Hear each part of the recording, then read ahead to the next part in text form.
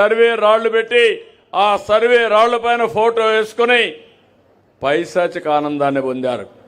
నేను చేసే పని రాజముద్రతో పట్టాలు ఇస్తున్నా ఎవరు ట్యాంపర్ చేయలేనటువంటి పట్టాదారు పాసు పుస్తకాలు ఇచ్చి ఎప్పుడు కావాలంటే అప్పుడు మీ భూమిని మీరు చెక్ చేసుకునే పరిస్థితికి వస్తారు. ఇంకొక పక్కన మొన్నే సెట్టిపల్లిలో ఇచ్చాను, మొన్ననే వట్టి చెరుకూరు ఇచ్చాం. ఇలాంటివి కొన్ని వందల ప్లేసుల్లో ఉన్నాయి. ఆ సమస్యలన్నీ పరిష్కారం చేస్తాం. మన నియోజకవర్గంలో మీరందరూ ఒకసారి ఆలోచిస్తే దగ్గర 130 దేవాలయాలు. నేను ఎప్పుడు వచ్చినా మీరు అడిగేవారు, మేము దేవుడికి సరైన పూజ చేసుకోవాలి, మా ఊర్లో దేవాలయం రిపేర్కి వచ్చింది, ఆర్థిక సహాయం చేపించమని. అందుకే నేను ఒకటి ఆలోచించాను, ఇది మన సంస్కృతికి నిదర్శనం.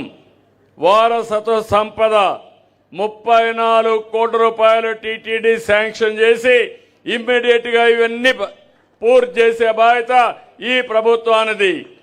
ఇదే కాదు, ఈ ప్రభుత్వం వచ్చిన తర్వాత తిరుమల తిరుపతి దేవస్థానం చాలా సమర్థవంతంగా నిర్వహిస్తున్నాం, పవిత్రంగా నిర్వహిస్తున్నాం. ఈ విషయం మీరందరూ గుర్తుపెట్టుకోవాల్సిన అవసరం ఉంది. ఒకప్పుడు కల్తీ నెయ్యి, అక్కడి నుంచి ప్రసాదాలు తయారు చేయడం, దేవునికి నైవేద్యాలు ఇవ్వడం, దేవుణ్ణి అప్రతిష్ఠ చేయడం అన్నీ చేశారు. ఈరోజు అవన్నీ కూడా స్వస్తి పలికాం. అలాంటి వారిపైన యాక్షన్ తీసుకున్నాం. ఈరోజు మీరు చూస్తే స్వచ్ఛమైన నెయ్యి కానీ సాంప్రదాయాలు పాటించి భక్తుల మనోభావాల ప్రకారం అడ్మినిస్ట్రేషన్ రన్ చేసే పరిస్థితికి వచ్చాం. ఈరోజు పేపర్లో చూస్తూ ఉంటారు మీరు, ప్రసాదాలకు డిమాండ్ పెరిగింది. ఒకప్పుడు ప్రసాదం తినాలంటే ఇష్టపడేవాళ్ళు కాదు. ఇలాంటివి అరాచకమైన విషయాలు హిందూ మతం పైన కూడా ప్రారంభించే పరిస్థితికి వచ్చారు. నేను ఎప్పుడో ఒకటి ఆలోచిస్తున్నాను, అన్ని మతాలను గౌరవించాలి. ఏ మతం పైన దాడులు చేయడం కానీ విశ్వాసాలు పోగొట్టడం కానీ కరెక్ట్ కాదని చెప్పి కూడా నేను మీకు తెలియజేస్తున్నా. ఇంకొక పక్క మన నియోజకవర్గం 5 సంవత్సరాలు రాష్ట్రాన్ని విధ్వంసం చేశారు. మన నియోజకవర్గం పైన కక్ష కట్టారు. ఆ రోజు మీరు చూశారు, ఇక్కడే హంద్రి నీవా నీళ్లు తెచ్చామని సినిమా సెట్టింగ్లు పెట్టారు. ట్రాక్టర్లో నీళ్లు తెచ్చి అక్కడ పోసి నీళ్లు వచ్చేసాయి, హంద్రి నీవా వచ్చేసింది అని మాయ మాటలు చెప్పి హెలికాప్టర్ ఎక్కితే నీళ్లు ఇంకిపోతే మన వాళ్ళు పోయి కాలువల్లో దిగి వాళ్ళు చేసిన అరాచకాన్ని ఎక్స్పోజ్ చేసే పరిస్థితికి వచ్చారు. అంటే ఎలాంటి వ్యక్తులో మీరు ఒకసారి గుర్తుపెట్టుకోవాలి. నేను చాలాసార్లు చూశాను, కుప్పం నియోజకవర్గం ప్రశాంతతకు మారు పేరు. నేను ఒకప్పుడు మీ అందరికీ చెప్పేవాడిని, మన నియోజకవర్గంలో పోలీస్ స్టేషన్లు ఉండకుండా ఉంటే మంచిది, కోర్టు కూడా లేకుంటే మంచిది. ఎప్పుడైతే ఎవరైతే కోర్టు పక్ష అయితే, పోలీస్ స్టేషన్ పక్ష అయితే ఇంకా మన జీవితాలు బాగుపడవు.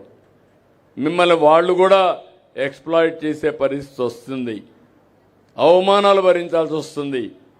కక్షలు కార్పణ్యాలకు తావులేని ప్రదేశంగా ప్రగతికి ఆనందానికి మూలంగా తయారు చేయాలని మనం అందరం ముందుకు పోయాం.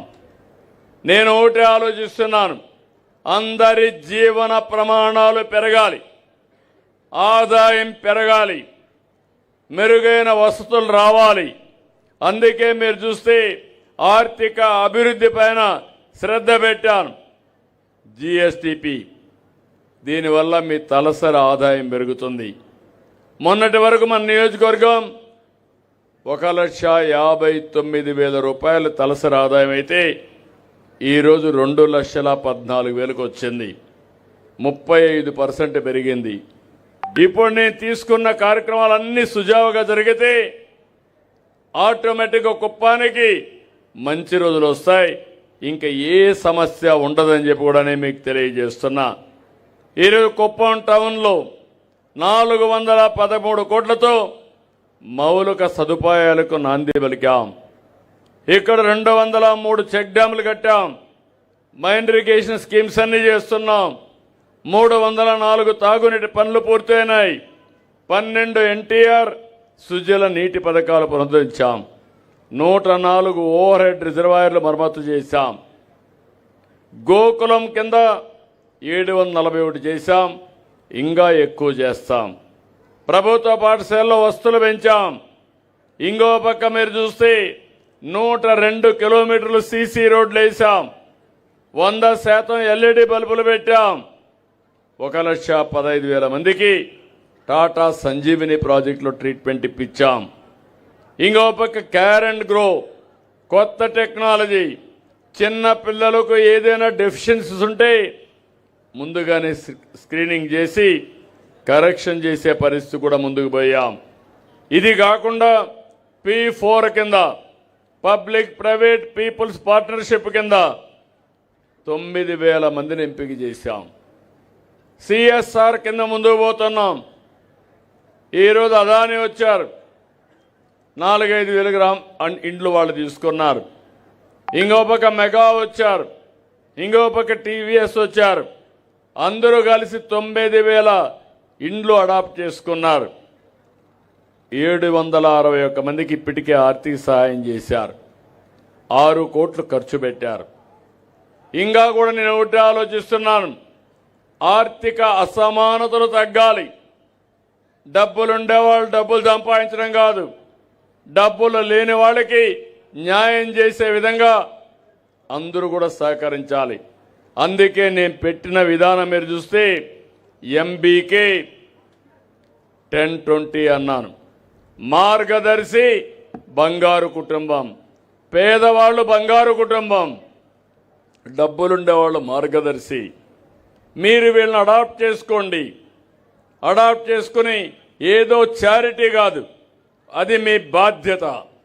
మీరు కంటిన్యూగా నిరంతరం వారికి సహాయం చేయడం, ఆలోచనలు ఇవ్వడం, ఏం చేస్తే బాగుంటుందో వాళ్ళకి చెప్పగలిగితే దానివల్ల వాళ్ళు కూడా పైకి వచ్చే పరిస్థితి వస్తుంది. ఈరోజు ఒక పక్క ప్రభుత్వం అన్ని పనులు చేస్తున్నాం. 5,179 ఇళ్లు పూర్తి చేసి 102 కోట్ల రూపాయలు వాళ్ళ ఖాతాలో వేశాం. 1,433 మంది కొత్తగా గ్యాస్ కావాలంటే ఇచ్చాం. ఇంకో పక్కన 550 కోట్ల రూపాయలు ఖర్చు పెట్టాం సంక్షేమానికి. 39,846 మందికి ఎన్టీఆర్ భరోసా కింద 4,000, 6,000, 10,000, 15,000 ఇచ్చిన ఏకైక ప్రభుత్వం ప్రపంచంలోనే ఎన్డీఏ ప్రభుత్వం. ఇంకొక పక్క అన్నదాత సుఖీభవ 36,473 మందికి ఇచ్చాం. తల్లికి వందనం 32,973 మందికి ఇచ్చాం.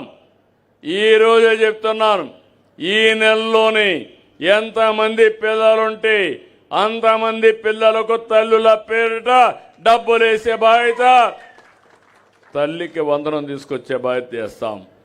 మొన్నే మన అన్నదాత సుఖీభవ లాస్ట్ మంత్లో ఇచ్చాం. ఇంకో పక్క 4 అన్న క్యాంటీన్లు పెట్టాం.